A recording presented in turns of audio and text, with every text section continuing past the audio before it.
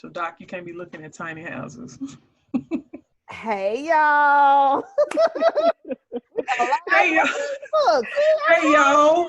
What's up? What's up? What's up, y'all? Listen, I got another treat for you. I got another treat this week. This is extremely impromptu. Yes. This is not what was planned. However, this is how it's gonna go down. Y'all are getting the okay, listen, these two right here are my sounding board, right? They tell me straight, no chaser. Then they leave me with my hurt feelings to figure it out.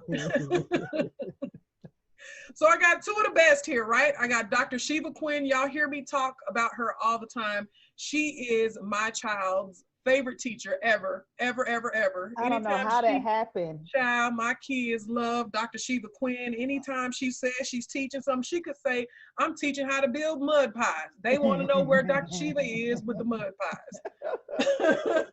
So I'm excited to have her here today. And then, of course, y'all have met Thea. Thea was here with me yesterday, y'all. These are my chicks, right? These are the ones, okay? So we're going to talk to y'all today, and the subject is what we learned while being an exhausted homeschool mom. Okay? Ooh. All right? Y'all ready? Yeah. Who want to go first? I should say Thea because, Thea talked for a minute. Wait a minute. Come on. Wait a minute. Are you trying to say I talk more than Dr. Sheva Quinn? I just do a lot of cussing. Certain subjects, yes. Certain things that you are extremely passionate about, homeschool being one, yes. Yeah, I'm all right. It's all right. Look. All right, so let's go, y'all. Somebody tell me, what did you learn about being while being an exhausted homeschool mom? So I learned to just quit. No, we ain't quit. We can't quit. We ain't quitting. No, we ain't quitting. What I decided to do, what I figured it out from being exhausted in the last 24 months was to listen to myself and to put me first. Because if I don't listen to myself and I don't put me first, don't nothing else go right. Homeschool not gonna go right. My family not gonna go right. My health not gonna go right. Whatever that list of whatever you thought you wanted to work on, it's not going to work. I don't put me first. Right. And it's so hard. Like, we're born. When them children born, you like throw your whole stuff away. Everything. Right? We do that automatically. It's so hard to just come back to say, remember when you was 21 and you was sexy and fine and you would do whatever Girl, you wanted give it to up. do Give it and up. sleep for 14 hours and eat your favorite. Remember all that? Yeah, I remember that. Can you get a little bit of that back? Like, can you get just a little bit back of that when you used to say no before people even asked you something? No. Now we in the, yes, sure, I'll figure it out. I'll make it work. No. So I figured, and being exhausted, to say yes to me and put me first. Because if I don't, nothing else is going to go right. And I'm just saying, I know I'm just beating the horses, the camel, how it goes, beating the horses back. Horses back, whatever. This ain't nothing new. Every woman listening to this, they heard this. Yeah. Put yourself first. Take care of yourself first. Think about yourself first. We still don't do it. Yeah. I think this COVID thing has been interesting for me because my focus has been exercising, right? Because mentally I feel better, physically I feel better, I just feel better. And so it has been important for me to exercise. Like, everything else stops. I don't care. Babe, can you? Nope, my workout starts in 10 minutes. Mommy, can you? Nope, I ain't gonna be able to do it. Go figure it out. Like, that has been intentional for me. And most important, like, my trainer reached out and she was like, most people take advantage of the free and then they disappear, but you just keep going. She's like, you're working out every single day. And I'm like, yeah, and it's not about me looking better, it's more about me feeling yes. Because when I leave this house at 6 or 7 o'clock in the morning to go walk around the block, the kids are sleeping, the alarm is on, and I ain't got nobody asking me shit. It is so freeing, right? Like, and then I come back and I probably have the biggest breakfast. It's not about the weight, it's about the mental space that I get. Yeah. That freedom, that peace, working out. And then I think too, being able to do things that you didn't think you could do. That, I mean, while you say walking, I mean, I'm going to tell you business a little bit, Doc. You started running? No, Oh. you know, my knees bad, child. However, what has changed though was, you know, in the beginning, I couldn't do burpees. Like I could not get that hip to like with the arthritis. We talked about this, right? I couldn't get my joints to function the way that I wanted them to function. I just couldn't. But I think one day she did some exercise and she was like, do 10 burpees. And I ended up doing them. And I was like, yeah.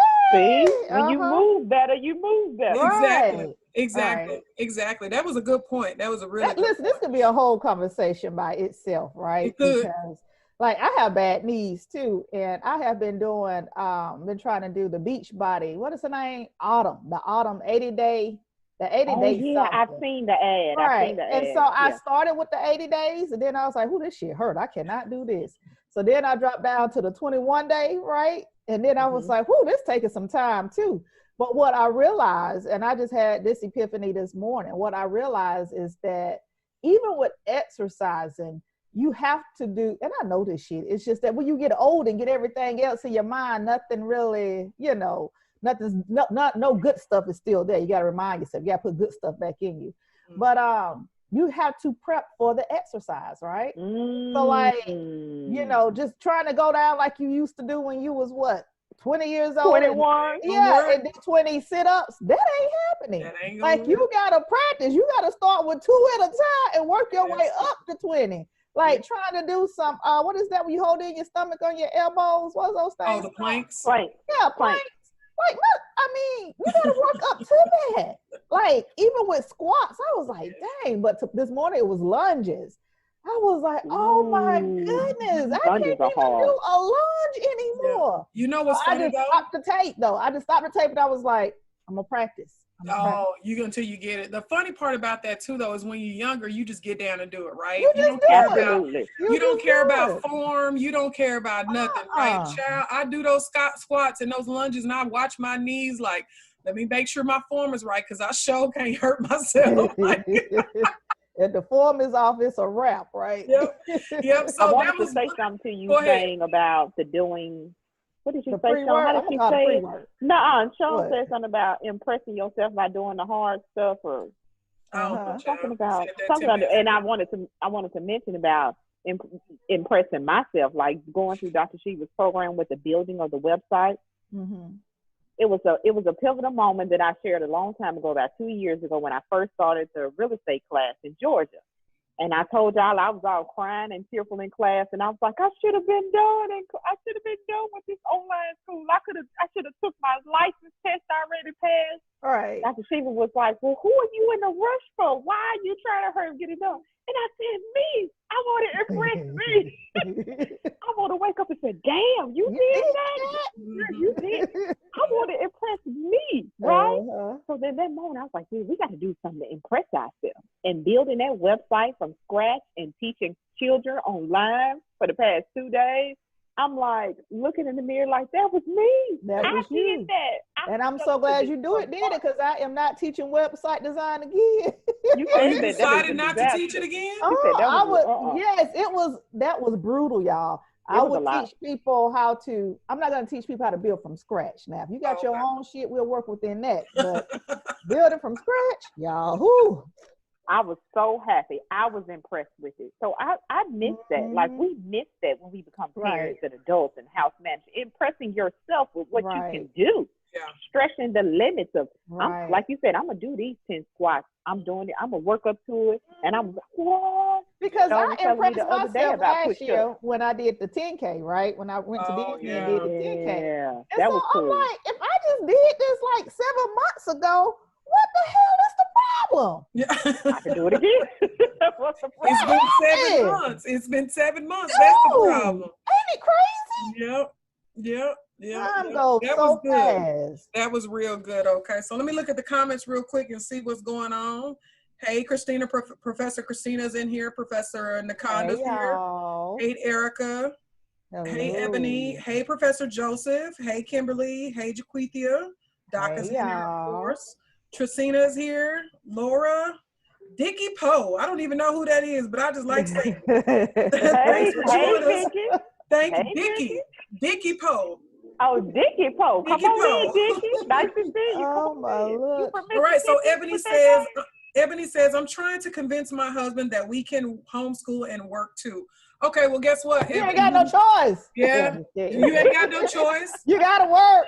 Hey, right. And then not only that, but you've got 3 folks right here working and homeschooling at the same goddamn. And we got a book to prove it, right? Yep. You got it? Yep, right here. You know, I always got the books on the end, right? Best-selling authors. Remember giving away copies in the group? Remember that? Oh, yeah, Thea is giving away. But you can work. It's just a matter of thinking and looking outside of the box. You can't think of school traditionally. I'll use Doc again as an example. The way they do school, her kids have a bakery that's outside of the home. So they actually have a standing bakery outside of the house. They school at the bakery. So their homeschool doesn't look like traditional school. She has a desk or a table. She has a bed for them to take naps when they need to take naps. She has everything that she needs to do to have school with them. For us in our house, our school day is typically right in the middle of the day. It starts around 10. We're done by 2 or 3 o'clock in the afternoon. Thea, they get up early. They're early birds and get it done. I mean, you have to find the system, the plan, the schedule, the whatever is going to work for your family. So that may be homeschooling at night. So y'all have to think outside the box. That may be homeschooling on the weekends. You have to think way outside of the box when it comes to this. Did y'all want to add on to that?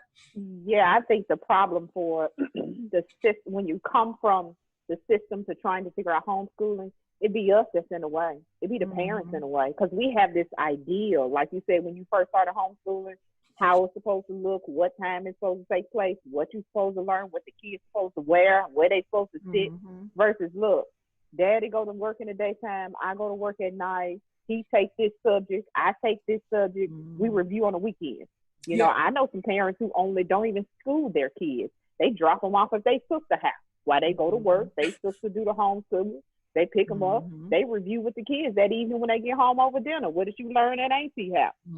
So it's very versatile. You know, it's up to you. It doesn't have to look a certain way. Right. I think it's hard for adults to think about getting outside of that. It has to be between the hours of 8 and 5, or has to be between these certain hours. Some people only homeschool on Saturdays and Sundays. That's when they can do it. And I went through a trial and error to really find our groove. Like, of course, when we first started homeschooling, it was the morning thing and all that. And then as life kept happening and things kept changing, and like you said, Sean, I got damn $800 worth of orders over here. Oh, you gonna do your work at the job this morning, right? And so it just became a matter of figuring out what works. Like, who said that we got to sit here within these 4 walls and doing it? And even there were times when summertime, you know, my kids, they just seem to be just so, I guess, aggravated with being in the house all the time, and I can't be out in the sun for long. And so we would go to the library and do homeschooling because they love the library, and it was cool, and you know, and they had the kids room, and so they got to play in the library, do a little work, go look at some books, go play or whatever. And I know we can't do that now, but I'm just saying that it didn't look traditional. Right. You know, we had to figure out ways to keep everybody's momentum up and to keep learning fun and keep it engaging, and still be able to do the things that we need to do as far as with business. Because listen, you got to pay the bills. I mean, that is not optional, right? And if you don't homeschool your kids, and if they ain't getting no education, you going to jail. That's not an option either. So you got to figure it out. My day starts about 3 o'clock in the morning, and it is around 9 o'clock at night. We doing about 3 or 4 jobs. Her day ends at about 7 o'clock. You ain't finna hear from her after 7:01. Listen, I've been working every night this week. I've been in homeschool. You've been late. Mindset training at 9 o'clock at 8, every night. 9 o'clock at and every night, time I go on, I say, okay, y'all, we ain't gonna be here long. You're gonna be asleep. You've been doing good. Dr. Blades is with us as well. Let's see. Cherry says, I wanted to tell you that we went to the library. Well, we go to the library. We've been going since the beginning of June. So at first in June, you couldn't come in. Like, you could come in and pick your books up or drop books off. That was it. But now they have it where it's social distancing. So some of the library parts you can't even go in. And then some parts they have no tables and no chairs. And then some of them they have like a table here, a chair here, a table there. So we found a cute little library that's next to our main city we live in, which is a smaller city. Brand new, huge library they built, but nobody's in there but the workers. The place is brand new, like nobody's in there but the workers. And they had like a table here and there. I was like, wow, no one is visiting in here. And every person in here had a mask on. Everybody in there had, the workers all had masks, but there's no visitors. So I was like, okay, we're going to go in here. What y'all want to do? So we stay in for 30 minutes to an hour. They look around. We get the books. Okay, let's go. But if I had time, I would have sat in there. So I know some people who are finding places that are kind of vacant or empty or less people there. But it's up to you and your family. Like if you have, like Dr. Sheva has lupus, so she's trying to avoid people at all. Well, we don't have any kind of ailment, so we don't have a reason to completely avoid people at all, but we are careful about the places we're going. Starbucks was our favorite place to learn because the kids would get a cookie. Yeah. They would get a cookie after learning. So they were like, oh, what we got to do? Let's hurry up and finish so we can get out and treat. Yeah. That was our favorite place to learn. Starbucks, we sat outside. Starbucks and so we live in Florida. So we live in Florida. So we got to sit outside, 12 months out the year. It didn't matter what time of year it was. We would sit outside, enjoy it outside, do our work. I would have my computer. And then they said, okay, let's get, I'm done. I'm on my cookie. So it's just up to you what works for you. Some people, I don't like the school at home. Like I don't like it at all. Like I don't like to bring a book. It just doesn't put me in the mind frame of schoolwork home. Right. So I like the libraries and the Starbucks and the restaurants outside or sitting at the beach or in a park. It's kind of easier for your kids too. Like it's easier for them to figure it out versus I'm at home. I'm not doing vitamin D, right? Like, but it all depends on the child too. Yeah, I mean, everybody can't go outside and work. They get distracted. Because I like a whiteboard. Right. I gotta write. Cause you like I gotta be listen. I gotta be in teacher mode. Like my kids call me Dr. Well, one of my children called me Dr. Sheva or Dr. Quinn when we in school. It's a whole vibe that happens. It's a whole. Oh yeah, they got a whole. Your kids, I love them. They listen. They give you a run for your money every chance they get. Every chance they get you. They're like, Dr. Quinn, is this okay? Yes, scholar. Yes, scholar. Look, Charity said, around here. That's so funny. Charity said in response to Ebony, where there's a will, there's a way. I chased 10 tiny humans while homeschooling my 16-year-old. So it's possible. She does a daycare. She has a daycare. One of her things, I'm going to tell her business a little bit, but one of her things is her son reads on a treadmill. He stands up and reads while he's on treadmill. That is amazing to me. He would love to do that. If he had one, I could see him doing that. Yeah, in different ways. That's a different way. Now, me and my type A personality, I'd be like, sit your behind down somewhere. Get off my darn treadmill. It wouldn't work for you. Yes, but he is reading, doing his work on the treadmill, and it works for him. Yeah. Hey, D, let's see. Doc says, Doc Blade says, Dr. Sheva, I love your look. Girl, yes, I cut off my hair, y'all. I cut off my hair. Makeup on. She just do it. Listen, I'm done. I'm done. Yes. Listen, I might have some parts tomorrow. I'm just kidding. Oh, Lord. Ebony says, thank you. He's got some reservations because one of our kiddos is special needs. So you can do it for sure. And I have some information for you. I would suggest scheduling a consultation with Sean, the homeschool guru, and y'all can have a deep dive about Absolutely. Doc, cut that off real quick. Hey, Sylvia, thanks for joining. Let's see. We did school at 8 p.m. last night. There you go.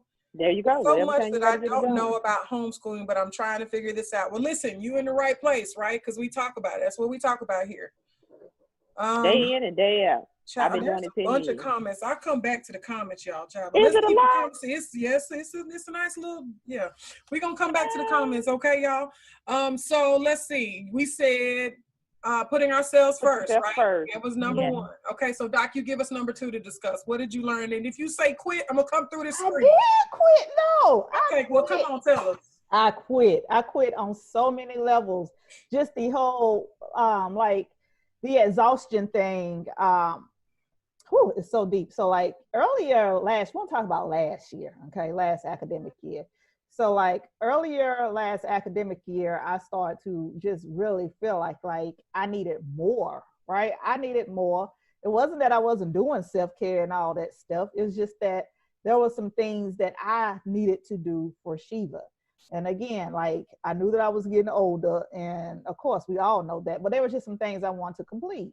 And so it was completing writing more books. It was like I said, doing travel, right? Traveling and running. I always wanted to just, hey, go run all over the world. So it was those things that I wanted to do. However, some of the things that got in my way, of course, was that me and my kid's father is divorced, and I'm the primary educator because I wouldn't have any other way. Now the kids won't have no other way either. But that carries a lot of weight. You know what I mean? Like, even though we had these plans and everything and all the stuff that goes with homeschooling, it was still just the mere fact that I would be gone often at a week at a time or so, you know? And so finally I was just had to say, you know, I quit worrying about it. I quit trying to figure it out. And I'm like, listen, if these are the things that you want to do for you, well, then you're going to have to relinquish some control. Again, pat they backpack, you know, do things a little bit different in business, such as we're not serving this week. We're not taking any orders, right? Like I just quit a lot of shit. So I packed my bag, started going and traveling and running in different places. I mean, I just did what I ain't gonna say I did what I wanted to do, but I gave up some of that control. And I even started training my kids to stay at home by themselves. Like I was asking people, like, what age can they stay home by themselves? Of course, their daddy wasn't trying to hear that, right? Because, you know, he's like, is you crazy? But I stay home by themselves since they was like 8. But I did it anyway. And for me, staying home by themselves was like me going to walk or run around the neighborhood. You know what I mean? Because prior to that, gym exercising was such a struggle. Yeah. Because like my kids didn't like the gym, or they thought that they had to pick in what gym they went to because of the babysitters that was at the gym. And then, so they like, are we going to this one? What about that one? Because I had about 3 damn memberships going on trying to please everybody, right? Mercy. And then when we would go to the track, it was like after we finished on the track with me, they want to go play basketball. And I'm like, this shit is not about you. Like, it is not about you. Right. So it was like this struggle that I was having. And so as I'm fighting with them, my ass is growing. And I'm like, this isn't working. And so I I was like, you know what? We have a second business phone. I will leave the business phone here with them. Like I say, about 6 or 7 o'clock in the morning, I go out, do about an hour of walking and stuff outside. You know what I mean? Just get out and get my exercise in. If I get up early enough, I'll do my weight training here in the house. But whatever that looks like, but I had to train them for that. And it was so funny because when I first started training them, we have, sensors on the house alarm, right? So I had to tell them, you cannot go past this room. If you go past this room, the alarm is going to go off. These jokers there, I'm doing low crawls and stuff across the house. I'm like, what is you doing? Trying not to censor. I told you, y'all, them kids be giving her a run for her money. I always know when she be talking, them kids be tearing her up. I'm like, just stay up. If you got use the bathroom, that's all you can do. Go to the bathroom. If there's emergency, here's the phone. 911. I'm right out the door. Like, I'm not going anywhere. But we had to go through that because I needed that back, right? It had been damn near 10 years since I had worked out consistently. And I mean, even though I was trying to eat well, still like inside, I wasn't being fulfilled. And those things that I needed to fulfill me, I couldn't do it with kids in tow. So I was like, I quit. And so then come this year, when the whole COVID thing came about, again, I've always been the one that, hey, go with your dad on the weekend because we're doing schoolwork during the week. Yeah. But child, when COVID hit, I'm like, listen, this is what I need. I sent that text and I'm like, every other week you got the kids, right? You can have them Sunday when you pick them up, Sunday to Sunday. You're getting the kids because I got shit I need to do. And I don't need nobody asking me what's for dinner. So you get the kids. So, like love little ass was yesterday. Right. You talking, right? In the middle of the meeting. What's for dinner? I don't know. What is for dinner? but I needed just a break because that's what exhaustion was starting to feel like. I was like becoming anxiety was becoming on swole because I couldn't get out and do exercise without having to also be concerned with the care of other people. Anxiety was sitting in when COVID hit because of the fact that I'm trying to, because when COVID hit, I mean, we were all doing everything at home. I'm not gonna say when COVID hit, but I'm talking about when we start to ease it up some. So when we start to ease those strains up some, then I was like, you're going to your dad every other week. Because before then, I mean, shit, we were out here cooking 3 meals. And granted, we do these things as homeschooling families anyway, but it was intensified. Like it was a whole nother level of stress that said, okay, you got to order the groceries. You got to make sure you got everything you want. And if you can't pick up groceries from this store because they're full. And then this place is not delivering because they don't have any delivery dates. Well, it was just too much. It was a bunch. It was a bunch. And exhaustion had set in. I was like, I'm done. I am not going to be your only caregiver in this season. So, of course, with me having lupus, their dad was like, okay, so are you sure about this? Because the whole being systematic and all that and bringing stuff back home. I'm like, listen, it's either way I'm going to time out. So we got to pick one and take the damn kids for a week.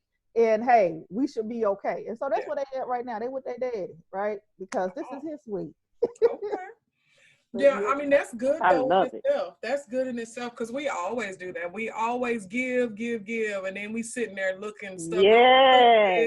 Tired, no rest, can't figure it out why we tired. It's because we keep giving about stuff we don't even need to worry about. Like you talking about the grocery shopping. I remember when all that started, child. I think I was ordering groceries from 3 different grocery stores just to get what we needed. Like I think I got probably about 1,000 rolls of toilet tissue over here. Wow. I didn't have to worry about that. Connie had hooked me up, so we good. Yeah, it's terrible. It's terrible. You are absolutely correct. I just stopped worrying. I quit worrying about it. I think that's the hard part, right? Yeah. Ain't that hard? It was hard. I was exhausted. I was done. See, the beautiful part about Doc is she actually said, okay, I'm at the point of exhaustion, so I'm going to have to break.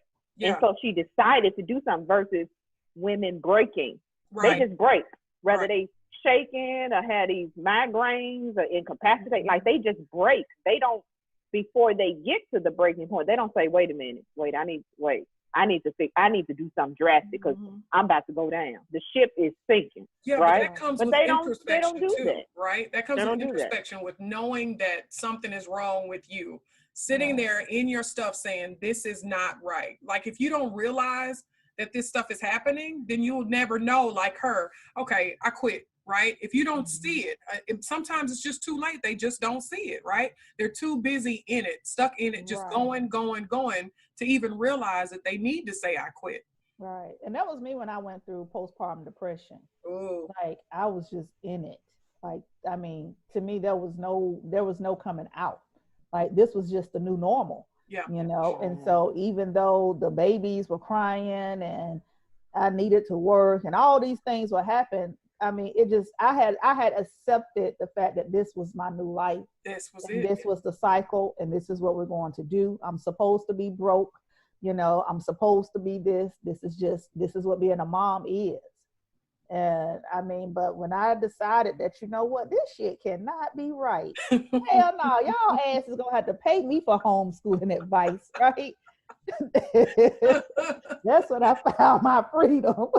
That's good. I think that's absolutely wonderful. That's good. Just that in that moment, just realizing. And you talking about postpartum, we all have our little stories when it comes to that. But I mean, you're right. You're so thick in it. You're so like in the midst of it too. Unless you have somebody like a Dr. Sheva, that's who she was for us in that moment too. Like, y'all need to quit. Why y'all doing this? It's some peanut butter and jelly in there. Me. Especially the last 2 years. Y'all know I was like, when you dream about white rooms and white jackets consistently, some shit is wrong. Like I'm driving past the place that I know I should check in. Like, you want to go in the parking lot? Like, We can get a break. Like we could sleep, won't nobody bother us. I don't need to think about money. I don't need to think about where we're gonna live. I don't need to think about right. how I'm gonna make money. I could just go in there. You can sign yourself in. Like if you dreaming about that, something ain't right. So you need somebody to say, girl, like people like, leave their little asses. Get up and go. And I know I say that a lot, don't I? She say leave, and she say forget them. No matter who it is. But it makes sense, right? It makes sense, right? Because like I'm thinking about that, I'm like, if something happened to me, they just gonna go find somebody else. Okay, so she's gone. Well, she didn't work out. We killed that. Well, let's go find us a new. She killed over, man. Oh well, exactly. They gonna find somebody else, and that's a realization she had to come to. Like if something happened to me, they gonna go to their daddy anyway. So hell, go on and go. Ain't that something?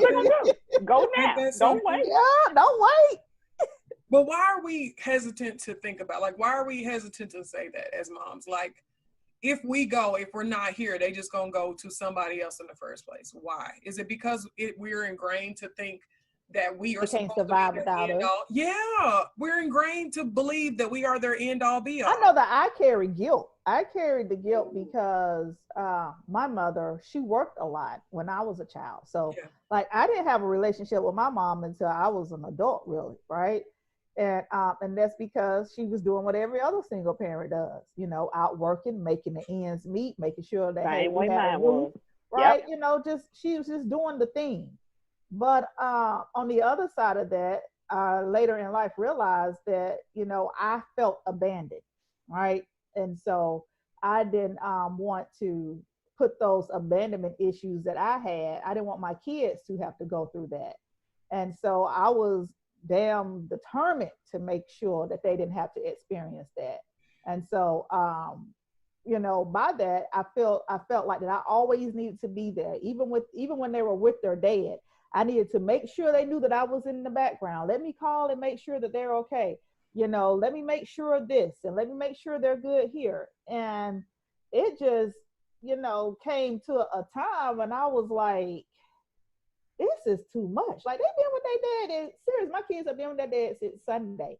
I have not called and checked on their asses one time. Because I don't need to. They're in safe and responsible hands, right? Right. Someone that loves them just as much as I do. And then one time when them little jokers told me, when I was like, did y'all miss me while y'all was gone? And they was like, actually, I don't even think, one of them, the youngest one, I don't even think that I thought about you really, mommy. Okay, we good. So I'm going to start worried about you too, chick. We good. I told y'all, those kids, Z and T, give her a run for her money on a daily basis. On a daily basis. On a daily basis, they tell her. If my little one said that to me, I would be filled with tears, with glad and joy. I would be so excited. Like, oh, this is working. See, but my sensitive butt, I wouldn't even ask that question because I'd be crying. You don't want to know the answer. I don't want to know the answer, so I ain't asking it. I don't want to know that you don't miss me. You better miss me. You better. And then when they came home last week with their hair comb, I was like, what? Oh shit, y'all doing real good. Wait, what the hell? Trade-offs are working out. Yes, child. He did it or somebody did it? He did it, girl. Wow. I was like, okay. Because there was another thing I did. Before they went to their dads, I would make sure that everybody's hair was washed and they had doing all that extra for no reason. Yeah. Your dad is more than capable. He got That's amazing. Wow. I mean, it wasn't the best, but it was done. It was right? done. He made an effort. Yeah. Wow.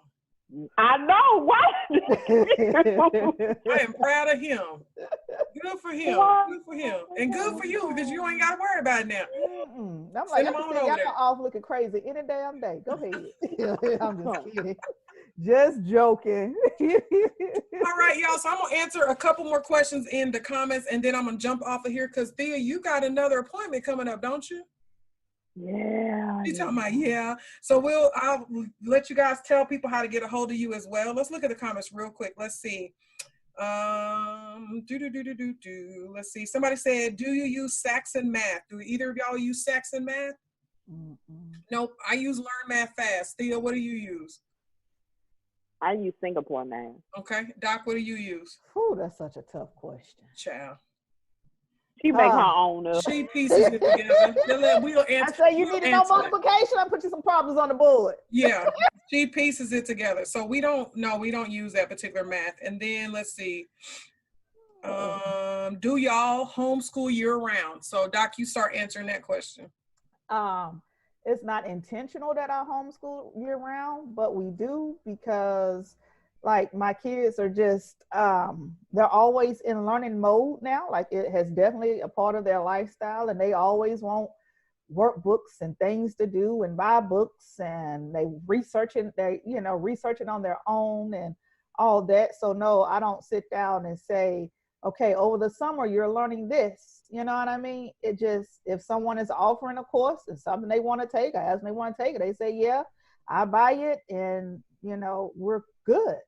But during the academic year, it's more organized and structural learning, right? And so the summer is just like whatever happens. All right. And Thea D? Yes.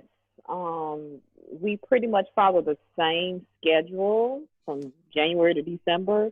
You get up, get your breakfast, clean your room, comb your hair, put your clothes on, come in to the table and sit down to your work. Like we do that. It doesn't matter if it's summer, winter, fall. We do the same thing. Now the level of how many subjects of what you're learning may be lighter in the summer. Like summer is a requirement of reading, writing, and math. I don't care you got to do that every day. Reading, writing, and math. You got to do that every day.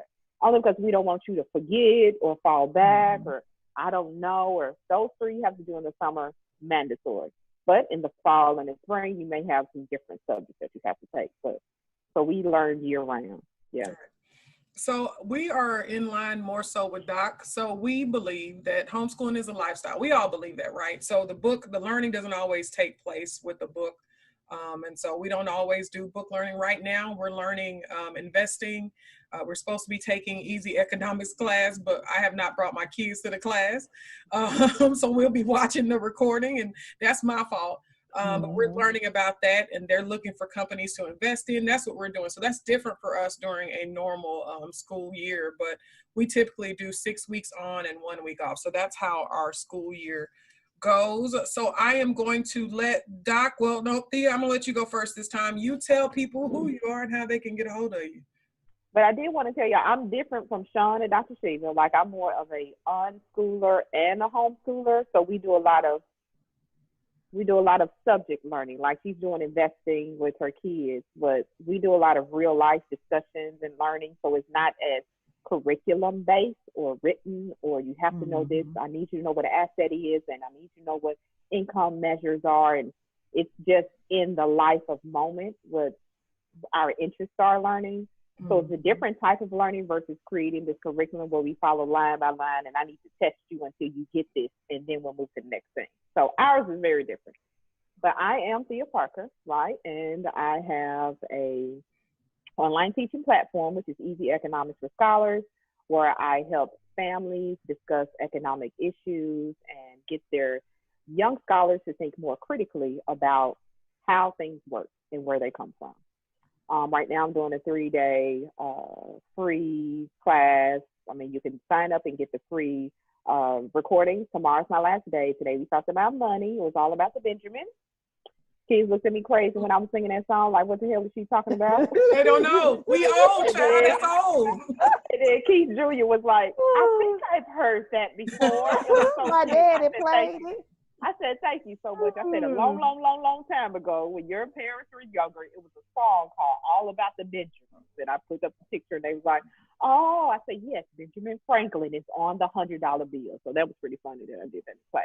But so I did that today. We have it tomorrow for scarcity as our last day of class. And I'm just introducing just regular resource terms and where they come from so kids can start thinking more critically about spending mom and daddy's money, right? That it takes a lot of hard work to bring to the table whatever you're eating and wearing and where you live.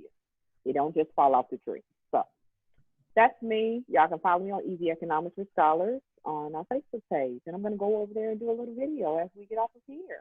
All right. And Doc, tell them. So Doc is my mentor, right? Doc I don't know how that happened. Listen, well, and you ain't going nowhere. So Doc is a homeschool coach as well, but she is more of the, I'm just gonna tell you how it is. Business, right? Yeah, Teacher. take it. Yeah, take it how you take it, right? And I'm more nice and sweet, but Doc, I'm like, Doc, you ain't did this shit. yes, child. Doc will tear you up. However, she is also a homeschool coach, so I'm gonna let her speak as well and tag her page while I'm in here. Oh my goodness. All right. So I am Dr. Sheva Quinn, and let's see, what do I teach? I teach a lot of stuff. So it depends on what season it is, right? But what you probably want to know is that I teach at the Black Classical University, a school that I founded because my kids needed to learn Black history. Y'all want a little brief of the story? Listen, somebody asked about curriculum earlier, right? So we used to attend classical conversation, right? We used to attend classical conversation. Before then, the name of our homeschool was Q Stream University. So if you ever see Q Stream by my name, that's what that was. So we used to attend classical conversation, and the conversations didn't have too much to do with us. And my kids were like, just all got too much Black history going on up in them to be in this in this surrounding that did not include a lot of them. And so finally, I quit teaching there, and actually did not want to hire me back anyway. Right? They didn't want me and my kids back because we would spend too much Black knowledge up in there. So yeah, so anyway, and I just renamed our school and renamed our school and repositioned our vision and reposition us as a homeschool. And so, so we have Black Classical University, where we focus on teaching African American history and culture. And this year we are doing writing. I'm excited about writing. And one of the reasons that we're doing writing is because around the, third grade, our children should really start to focus on more structured writing. And unfortunately, I looked for a teacher and I couldn't find one online. So that means I get to become the teacher. And of course, I wanted their writing to have an infusion of African-American literature and things like that. So we're going to be studying some writings from Dr. Martin Luther King. We're going to be studying Malcolm X. We're going to be studying Marcus Garvey and someone else I said, but we're going to be studying some of their speeches and pulling out some key points about them and all that. So we're using an Institute of Excellence in Writing, which is a classical writing program, but we're putting some Black in it. That's what we're doing, putting some Black in it. So I'm excited about that. Right now over at Black Classical University, we actually have a free course for you to go join. It is Black Lives Matter. It is amazing. I love the course, right? If I must say so myself, of course I wrote it. But it's just been good. It's been so good. It is an 8-week course. We are on week 3 this week. Last week we talked about Emmett Till, and this week we're going to be talking about MLK and I think Malcolm X. We're going to be going through the whole civil rights era this week, and we're just going to keep traveling and talking about people that have lost their lives because people felt like Black lives did not matter. Mm-hmm. And so you can find me on Facebook anywhere, put in Sheva Quinn, and you'll get so many options because I never close shit down like I'm supposed to. Just pick what you want, right? I cannot stand you. Hey, quick question though. Your writing course, you only had a certain amount of slots available. How many do you have left? I think we have like three left. I'm only taking 12 kids. Okay. And 3 slots. It may be down to 2 now if I'm not mistaken, but if you want in, let me know. Send me a message. It is not being advertised on the school page because I reached out. A person reached out to people that I knew that would probably appreciate this course. And so I reached out to them personally, so it's not being advertised. The price of the course is, well, how much is it? $197. Mm-hmm. But however, $50 can reserve your seat. $50 can reserve your seat. And the last payment is due by August the 15th. And so if you want to get in on that, come on, because we're going to be writing, right? It's going to be great. I got to say something about that Black Lives Matter class, y'all. It is amazing. I registered as an adult. There are a few adults that are in the class. Let me tell you, it's about Yep. 50% adults up in there, y'all. Hilarious. Yep. And I'm waiting for the replays because you do They school. are loaded. They are loaded. Are they? Too. Yeah, we don't do school on Friday, so for us to show up on Friday, I have to fight. Loaded. Yes. Okay. It is good. Go check it out. Everybody, go check it out.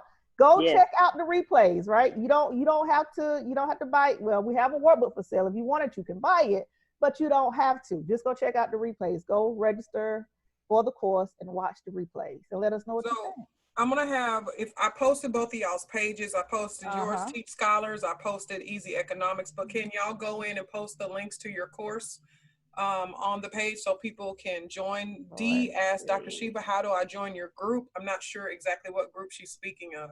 I know, because she got 100 on. She does. And I just help us, Father. Okay, so listen, I'm not even gonna let her go down that road because I got a bunch going on. But listen, thank y'all so much for joining us today. Again, these are my chicks. I'm probably gonna bring them back randomly again. Don't know when. I do want to talk about race and homeschool. Ooh. I do want to have that conversation. I want to write the book. Well, Doc, forget the conversation. We're writing the book. See, we're writing the book. If y'all want to be a part of a book that I am writing about, listen, I'm going to recruit some authors right quick, right? If you want to be a part of a book that I am writing about raising Black kids, what is it? Biracial families, raising Black kids. I'm writing that book. I don't know when it's going to be published, but I'm writing the story. It might be next year, right? But I'm writing that story. Okay, so y'all saw Thea in our head drop because there's a lot of background to that, but we're not gonna get into it. But what I will tell you, the background is me and my listen. Every time I write a book, I get mad as hell. Every time she writes a book. Every time she writes a book, I ain't writing no other book. I ain't writing no other book. Forget that. I ain't doing. I'm gonna do my own stuff. And then 2 weeks later, y'all, we write a new book. Come on and join me. We write a new book. Because people need to know. We gotta have these, like you said, we gotta have these conversations. We do. But I want them to last, so I want to put them in a book, right? Well. So if you are raising Black kids, and if you are of another race, let us interview you. We want the story. Yeah.